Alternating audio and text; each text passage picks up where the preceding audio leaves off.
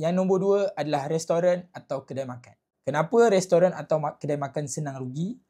Nombor 1 adalah kos operasi yang tinggi. In order untuk orang mendapat good experience, kita perlu pekerja yang solid dan ramai. Kita perlu business tu smooth. Orang order cepat sampai.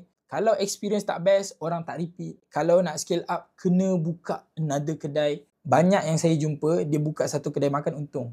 Bila dia buka cawangan dia start tarik keuntungan bisnes yang pertama. Sebab tu, bila mereka salah kira dekat bahagian kos, kebanyakan cash reserve senang gila ditarik, end up bisnes tu lesap. Pop. Untuk bisnes kedai makan, perlu pencaturan yang betul. Ramai je yang saya kenal, bisnes F&B ni kaya. Tapi ramai juga yang saya kenal, dah pernah kaya, jatuh terduduk. Kerana bisnes yang dia cuba untuk grow tu, memakan diri dia.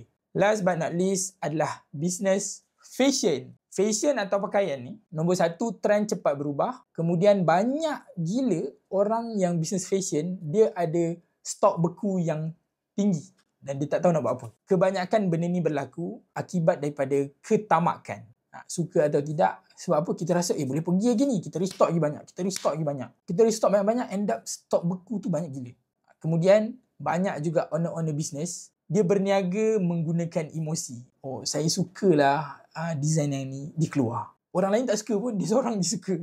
End up, dia tak boleh jual benda tu. Business fashion, owner business yang paling mudah. Graf dia naik macam ni, jatuh dia macam ni. Semua top 10 business tu, bukanlah saya kata kalau siapa yang masuk dalam business tu, dia akan rugi. Ramai je yang saya kenal kaya dengan teknik atau taktik yang betul. Tapi, persentage yang tinggi untuk rugi. Tersalah buat sikit, senang rugi. So, that's why kalau korang nak masuk dalam business ni, make sure study dulu betul-betul business, study market, study semua perkara ni. Dan bila buat decision untuk masuk, make sure jangan business menggunakan emosi. Itulah yang menjadi punca kebanyakan bisnes rugi. Tak kisah korang bisnes apa. Cuba tulis kat komen, korang bisnes apa.